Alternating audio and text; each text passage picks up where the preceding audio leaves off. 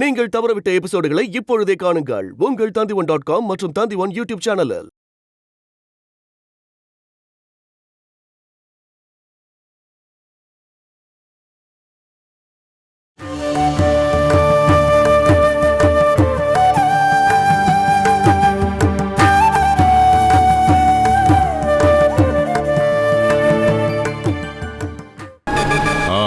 சரி சரி,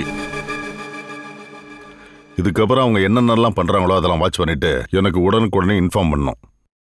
இந்த விஷயத்துல என்னால என்ன பண்ண முடியும்னு நான் யோசனை பண்றேன். சரி, வச்சிரு.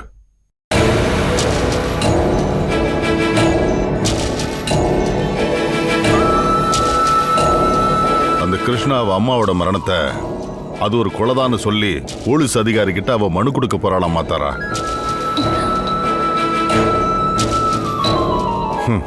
அந்த ஏரியாவில் இருக்கிற கமிட்டி தலைவர் மோகன்தாஸும் கடைக்காரன் பிரகாஷும் அப்புறம் அங்க இருக்கிற ஊர்க்காரங்களும் மற்ற எல்லார்கிட்டையும் கையெழுத்து வாங்க போறாங்களாம்.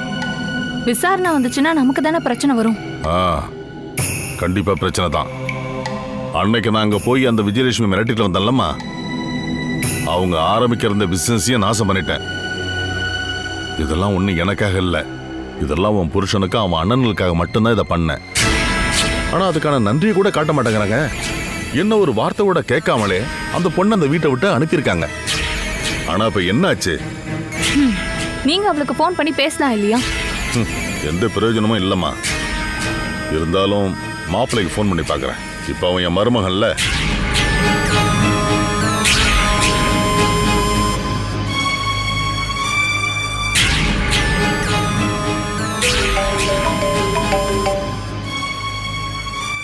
ஹலோ மாமா. எப்படி இருக்கீங்க மாப்பிள்ள? அம்மா பேர்ல இருந்த அந்த இடத்தையும் வீட்டையும் நீங்க சொந்தமாக்கிக்கிட்டீங்களா? அதாவது மாமா, அதோட பத்திரம் இன்னும் கிடைக்கல. வெறும் சொத்து மட்டும் போதாது, ஸ்டேட்டஸையும் பார்த்துருக்கணும். அவருக்கல்ல நீங்க வீட்டை விட்டு அனுப்புன அந்த கிருஷ்ணா, அவரோட அம்மாவோட மரணத்தை விசாரிக்கணும் அப்படின்னு சொல்லி ஊர்க்காரங்க எல்லாரையும் ஒண்ணு சேர்த்து போலீஸ் கிட்ட மனு கொடுக்க போறாளாமாப்ல. மனு கொடுக்க போறாளா? எங்க அம்மாவோட சாவுல எங்களுக்கு இல்லாத சந்தேகம் அவளுக்கு என்ன? ஆமா, அவ யாரெல்லாம் சந்தேகப்படுறான்னு ஒரு லிஸ்ட் எடுத்து கொடுத்தா அந்த லிஸ்ட்ல நாம இருப்போம். இத பத்தி அண்ணன் கிட்ட இன்ஃபார்ம் பண்ணிடு. அது வந்து மகீனா ஊர்ல இல்லைன்னு உங்களுக்கு தெரியும்ல. ராஜுனா இங்க இருக்காரு, நான் சொல்றேன். இல்ல நான் போன் கொடுக்குறேன். வேண்டாம் வேண்டாம், இந்த விஷயத்தை நம்ம போன்ல பேசினா அதுக்கான வேலையை நம்ம பார்க்க முடியாது. ராஜு அங்கே வெயிட் பண்ண சொல்லு. நான் தாராவை கூட்டிட்டு அங்க வரேன். நீங்க வீட்டுக்கு வாங்க மாமா, நாங்க இங்க வெயிட் பண்றோம். சரிங்களா? ஓகே.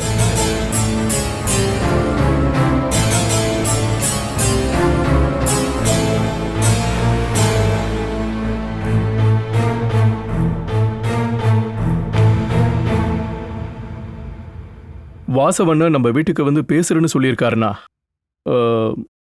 ஏதோ சீரியஸான பிரச்சனை தானே ஜித்து? ஆமாண்ணே, அம்மாவோட மரணத்துல சந்தேகம் இருக்குன்னு சொல்லி இந்த ஊர்க்காரங்களை திரட்டி அவ மட்டும் மனு கொடுத்தா அது நமக்கு தானே பெரிய அவமானம். ஏன்னா நம்ம பிரச்சனை இன்னும் முடியவே இல்லடா. நம்ம தங்கச்சியே நமக்கு எதிராக ஒரு பிரச்சனையை கொண்டு வந்திருக்கா. யாரு? ஸ்ரீகுட்டியா? அவளை தவிர நமக்கு வேற தங்கச்சி இல்லைல்ல. நாம ஆட்டையை போட்டு அம்மாவோட வீட்டையும் இடத்தையும் அம்மா அவளுக்கு கொடுக்கறதா ஒத்துக்கிட்டு இருந்தாங்களாமா. அதனால அதுக்கான ஷேர் அவளுக்கு கொடுத்தே ஆகணுமா? அதுக்கு அதோட பத்திரம் கூட நம்ம கையில இல்லைன்னு நீங்க சொல்லியிருக்க வேண்டியதானே? நீங்களே அந்த பத்திரம் எங்க இருக்குன்னு கண்டுபிடிச்சு கொண்டு வாங்க, அப்ப சொத்துல பங்கு தரோம் நீங்க சொல்லியிருக்கலாம்ல. டே, அவ நம்ம வீட்டுக்கு வந்தது எனக்கு பிடிக்காததுனால நான் கொஞ்சம் ஸ்ட்ராங்கா தான் அவகிட்ட பேசினேன். கடைசியில கோர்ட்ல வச்சு மீட் பண்ணலான்னு அவ சொல்லிட்டு போயிட்டா. சரிதான், நீங்க அவளை அடக்கி வச்சதே நல்லதா ராஜானா. இல்லைன்னா அவ பணத்துக்கு ஆசைப்பட்டு பைத்தியம் ஆயிருவா.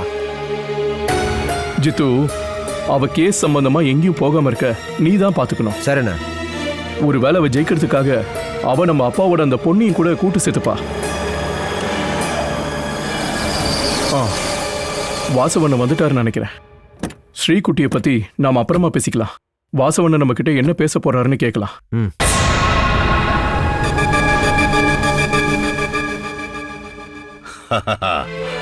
வாங்க மாமா. என்னப்பா ராஜேந்திரா, நல்லா இருக்கியா?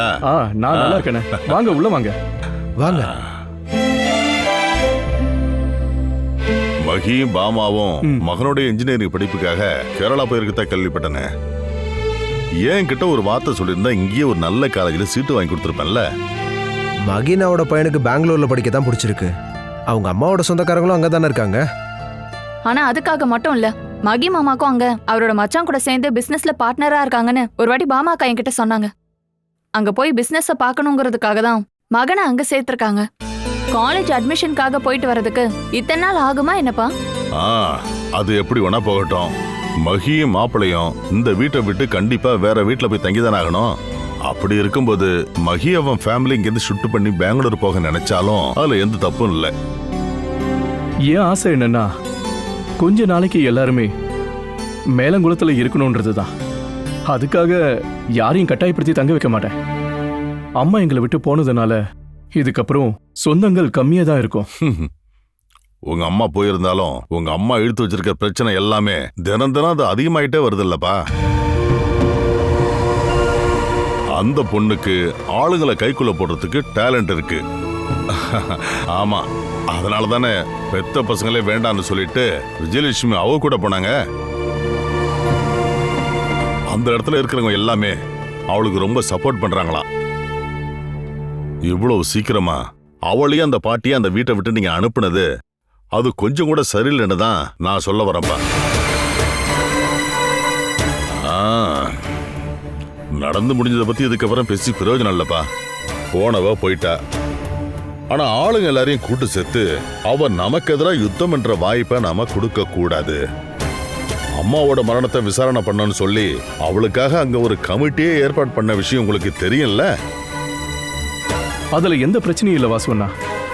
எங்க அம்மா செத்து போனதுக்கு எங்களுக்கு இல்லாத வேதனையும் கஷ்டமும் அவளுக்கும் ஊர்க்காரங்களுக்கும் இருக்க வேண்டிய அவசியம் இல்லை. இந்த ஆக்ஷன் கமிட்டின்னு அப்படின்னு சொல்றீங்களே, சில பேர் அதை வச்சு பேரையும் பணத்தையும் சம்பாதிப்பாங்க. அதுக்கு எவ்வளவு நாள் ஆயுசு இருக்குன்னு நாமளும் பார்க்கலாமே. ஆமா அங்கிள், அவங்க போய் தேடுறாங்களோ இல்ல குற்றவாளியை கண்டுபிடிக்கிறாங்களோ என்ன வேணா பண்ணட்டும். அம்மாவோட மரண கொலை கேஸ் தானே, எந்த ஒரு எவிடன்ஸும் கிடைக்கலையே. அது இல்ல மாப்பிள்ள, அதுல சில பிரச்சனைகளும் இருக்கு. ஒரு என்கொயரி வந்துச்சுன்னா ஒருவேளை நீங்க எல்லாரும் இங்க பிரிச்சுக்கிட்ட சொத்தாலையும் உங்க குடும்ப விஷயத்திலையும் அது மூக்க நுழைக்கும். அந்த பொண்ணு உங்க அப்பாவோட 2ஆம் தரத்துக்கு பிறந்த பொண்ணுன்னு தெரிய வந்துச்சுன்னா மொத்த சொத்துல ஒரு பங்கு அவளுக்கு கொடுக்கணும்னு கோர்ட்டு சொல்லுமே. அது எப்படி? அப்பாவோட சொத்தா இருந்ததானே அவளுக்கு உரிமை இருக்கு. இது எல்லாமே எங்க அம்மா சம்பாதிச்சது. நீ சொல்றதும் சரிதான் ராஜு.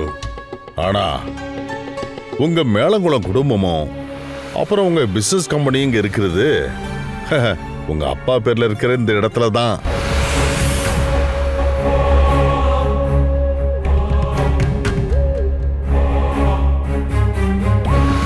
அப்பாவோட மணலை கட்டின எல்லாத்துலயுமே தனக்கும் அதுல பங்கு இருக்குன்னு அவ வாதாடினான்னா ஒரு பொண்ணுங்கிற பரிதாபத்தை அவ வச்சுக்கிட்டு கோர்ட்டும் அவளுக்கு தான் சப்போர்ட் பண்ணோம்.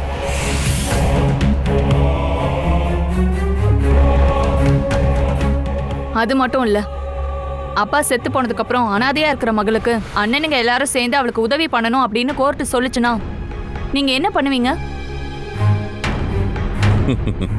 உங்களை பயமுறுத்துறதுக்காக இதெல்லாம் நான் சொல்லல. அந்த பொண்ணுக்கு இந்த வேலையெல்லாம் செய்யற அளவுக்கு அறிவும் கிடையாது. இருந்தாலும் நாம கொஞ்சம் ஜாக்கிரதையா இருக்கணும். அந்த ஊர்க்காரங்க சப்போர்ட் அவளுக்கு கிடைக்காம இருந்தாலே போதும், அதுக்கப்புறம் அவளால ஒண்ணுமே பண்ண முடியாது. அதை நாங்க பாத்துக்கிறோம். அவன் அவனோட குடும்ப பிரச்சனையை பாத்துக்கவே இங்க இருக்கிற பல பேருக்கு டைமே இல்லை. அப்படி இருக்கும்போது எங்கேயோ இருந்து வந்த பொண்ணுக்காக சப்போர்ட் பண்ணுவாங்களா என்ன? இதெல்லாம் கொஞ்ச நாள் போனாலே அடங்கி போயிடும். இல்ல நாங்க அடக்குவோம். அப்படி ஒரு முடிவை நீங்க எடுக்கணும். அடக்கணும். அவ அடங்குவான்னு நினைச்சுக்கிட்டு இருந்தா அதுல எந்த பிரயோஜனமும் இல்லை. சமூக சேவை செய்யணும்னு நினைச்சிட்டு இருக்க சில பேருக்கு மனிதாபிமானத்தோட வாழ்றவங்கள பார்க்கும்போது அவங்களுக்கு வாண்டடா போயிட்டு ஹெல்ப் பண்ணுவாங்க. அப்படிப்பட்டவங்களுக்கு சப்போர்ட் பண்ணும்போது அவங்களுக்கு அரசியல் கட்சிகளால நிறைய சப்போர்ட் கிடைக்கும். ஆனா அதனால உடையிறது நம்மள மாதிரி இருக்கிற ஆளுங்களோட ஸ்டேட்டஸ் தான்னு எப்பவும் ஞாபகத்துல வச்சுக்கணும். சரி, நாங்க கிளம்புறோம். ஏதோ ஒரு கடைக்காரன் வீட்டுல தான் அந்த பாட்டி அவளும் தங்கியிருக்காங்களாம்.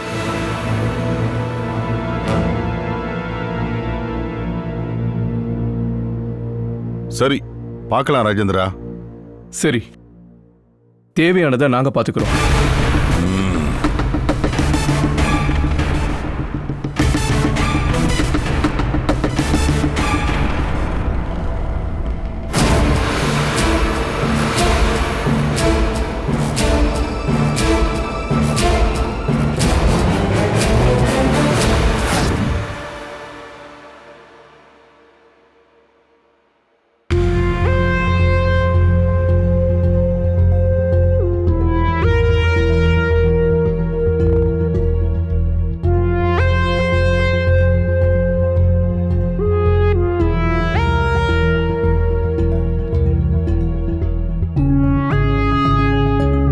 கிருஷ்ணா, நீ என்ன செஞ்சுக்கிட்டு இருக்க?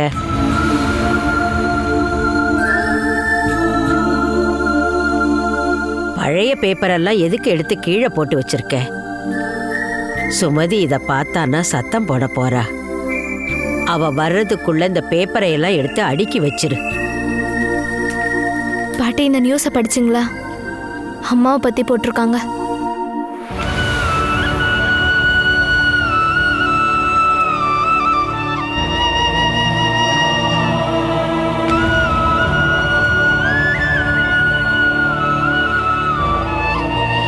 வேண்டாம், இதையெல்லாம் என்னால பார்க்க முடியல.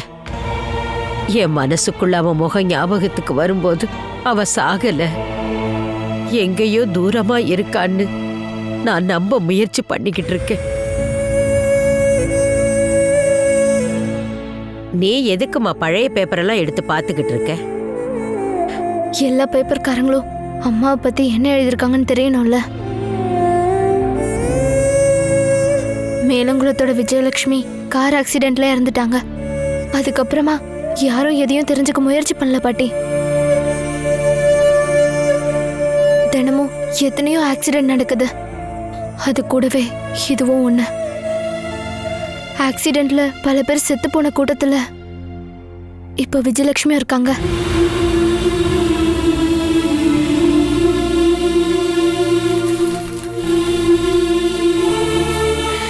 சில டிவி சேனலும் சில அரசியல் கட்சிகளும் சில அமைப்புகளும் சேர்ந்து தேவையில்லாத விஷயங்களெல்லாம் இப்ப பேசிட்டு இருக்காங்க.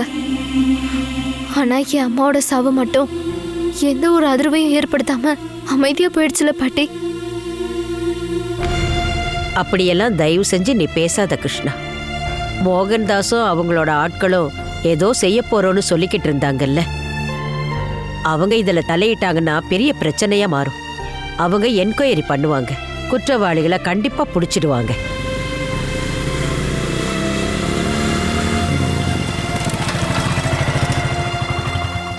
பாத்தியா, பேசிக்கிட்டே இருந்தோம், அவரே வந்துட்டாரு.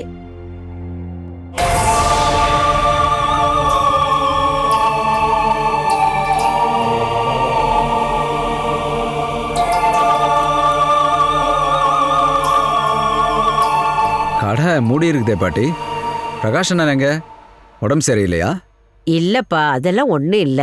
சுமதியோட மாமாவுக்கு உடம்பு சரியில்லைன்னு 2 பேரும் அவரை பார்க்க கிளம்பி போயிருக்காங்க. போயிட்டு சீக்கிரம் வரேன்னு சொன்னாங்க. அது சரி. அவனுக்கு ஃபோன் பண்ணா அவன் ஃபோனே எடுக்க மாட்டேங்கிறான். நான் என்னமோ பெரிய பிரச்சனை ஆயிடுச்சோன்னு நினைச்சேன். அதனால தான் நானே நேரில் வந்தேன். சொல்லு கிருஷ்ணா, கையில பேப்பரோட நின்றுட்டு இருக்க. பேப்பர்ல நியூஸ் எதுவும் இருக்குதா? இது பழைய பேப்பர் சார். அம்மாவை பத்தி தான் போட்டிருக்காங்க. அவன் அந்த நியூஸை கண்டிப்பா திருத்தி ஆகணும். 1000 பேர் கையெழுத்து போட்ட ஒரு மனுவை நான் ரெடி பண்ணிட்டு இருக்கேன். நாம எல்லாரும் ஒன்னா போய் அதை டிஎஸ்பி கிட்ட நேரடியா கொடுத்துருவோம். நீங்களும் வரணும். இதுல என்னப்பா சந்தேகம்? நானும் கூட தான் இருப்பேன். இப்ப உனக்கு சந்தோஷம் தானே கிருஷ்ணா? இன்னொரு சந்தோஷமான நியூஸும் இருக்கு. உங்களுக்காக இன்னும் 2 நாளைக்குள்ள ஒரு வீடு ரெடியாக போகுது. இங்கிருந்து ஒரு 1.5 கிலோமீட்டர் போனா போதும். ஒரு சின்ன வீடு தான். அது போதும் சார். வீடு சின்னதா இருந்தாலும் பரவாயில்ல, நாங்க 2 பேர் மட்டும் தங்குறதுக்கு ஒரு வீடு வேணும். அப்புறம் எனக்கு ஒரு வேலையும் வேணும் சார். வேலை வேணுமாம்மா? அது என்ன வேலையா இருந்தாலும் பரவாயில்ல சார். எனக்கும் பாட்டிக்கும் சாப்பிட தேவையான வருமானமும் வீட்டு வாடகை கொடுக்குற அளவுக்கு காசு இருந்தா போதும். நான் என்ன வேலை இருந்தாலும் செய்றேன் சார்.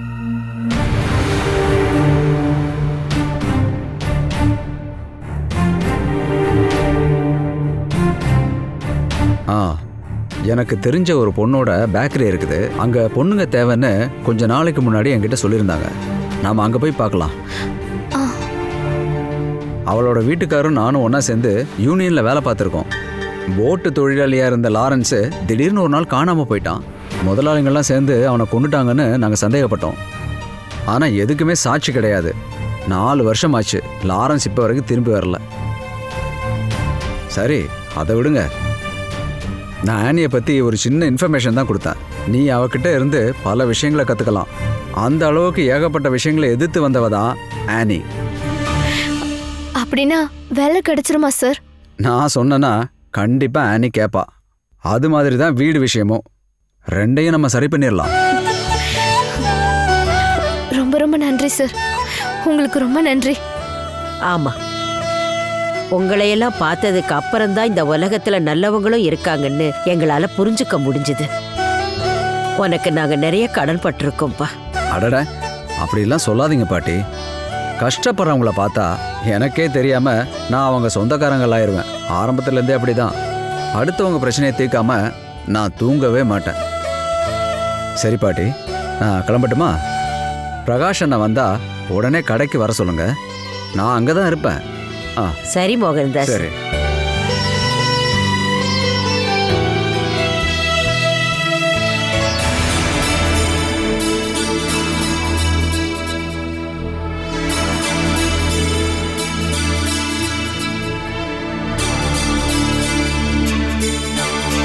கஜானா, வண்டி மாத்திட்டீங்களா?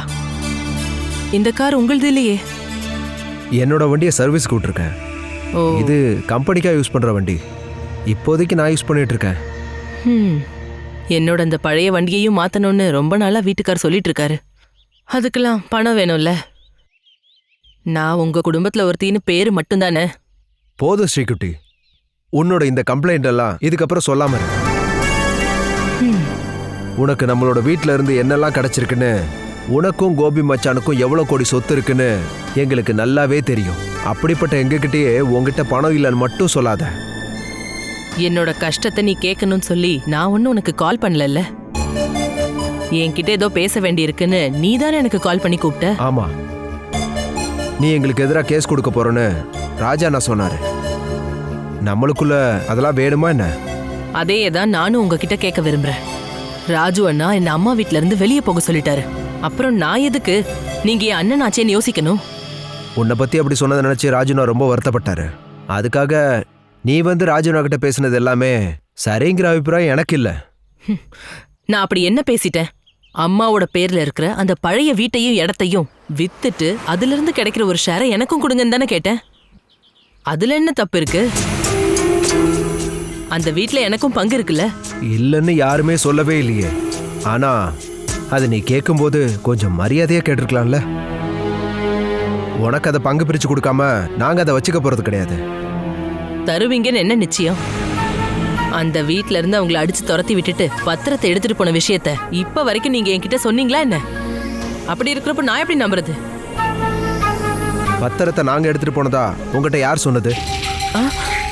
அந்த வீடு முழுக்க நாங்க தேடி பார்த்தோம். அந்த பத்திரம் எங்களுக்கு கிடைக்கல. ஆனா எங்களுக்கு முன்னாடியே அங்க போய் நீயும் கோபி மச்சானும் அந்த பத்திரத்தை ஆட்டையை போட்டதா தான் நாங்க நினைச்சுக்கிட்டு இருக்கோம். ஐயோ, நாங்க அந்த வீட்டுக்கு போனது அதுக்காக இல்ல. எங்களுக்கு அந்த பத்திரம் கிடைக்கவும் இல்ல. அப்படின்னா நீங்க அங்க போய் தேடி பார்த்திருக்கீங்கல்ல? அது வந்து நம்ம அம்மாவை நினைச்சு வருத்தப்பட்டு இருக்கிற நம்ம பாட்டியை பார்க்க போறப்போ அந்த பொண்ணுக்கு தெரியாம அம்மாவோட பேர்ல வேற ஏதாவது இருக்கான்னு பாக்குறப்போ அந்த வீடு முழுக்க நாங்க சும்மா தேடி பார்த்தோம். இருந்தாலும் அந்த டாக்குமெண்ட் மிஸ்ஸிங். முதல்ல அது கிடைக்கட்டும். அதுக்கப்புறமா நாம அதை பங்கு போடுறத பத்தி யோசிக்கலாம். ஒருவேளை அதை சாக்கா வச்சு நீ கேஸ் கொடுக்க போறனா உனக்கு வக்கீலுக்கு கொடுக்குற காசு நஷ்டமாகுமே தவிர நம்ம வாழ்க்கையில அந்த சொத்தை அனுபவிக்க முடியாமலே போயிடும். இந்த காலத்துல கேஸ் எல்லாம் அப்படிதான் நடக்குது. வாய்தான்னு போய்கிட்டே இருக்கும். அதோட இல்லாம இந்த எல்லா வேலையும் நம்ம ஒன்னா நின்று பாக்குறதான புத்திசாலித்தனம். உங்களை பிரிஞ்சு போகணும்னு எனக்கு ஒன்றும் ஆசை கிடையாது. ஆனா என்னோட அண்ணனுங்க நல்லா புரிஞ்சுக்கணும். உன்னை நாங்க புரிஞ்சுக்கிட்டதுனால தான் ஸ்ரீ உன்கிட்ட பேச சொல்லி ராஜு நான் என்ன அனுப்பி விட்டுருக்காரு. இருந்தாலும் நாங்க அந்த வீட்டையும் இடத்தையும் பங்கு போடும்போது அதுல இருந்து ஒரு ஷேர் கண்டிப்பா உனக்கு கிடைக்கும்.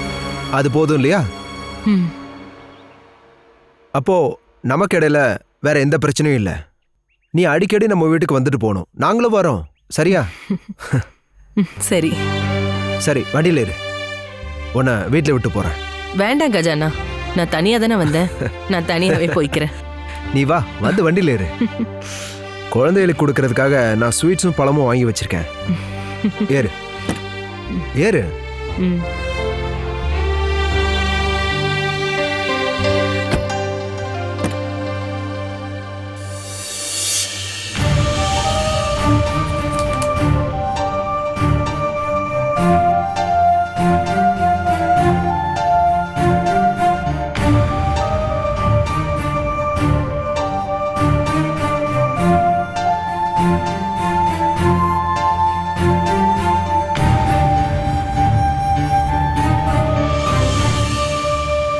ஒரு ஆக்சிடென்ட் கேஸை விசாரணை பண்ணுறதுக்காக இப்படி நீங்கள் மனுவெல்லாம் கொடுக்க தேவையே இல்லை.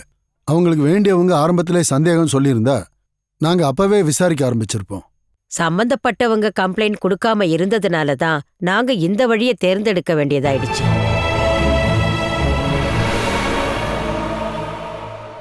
Catch us on TV, Tandivan.com, Facebook and YouTube.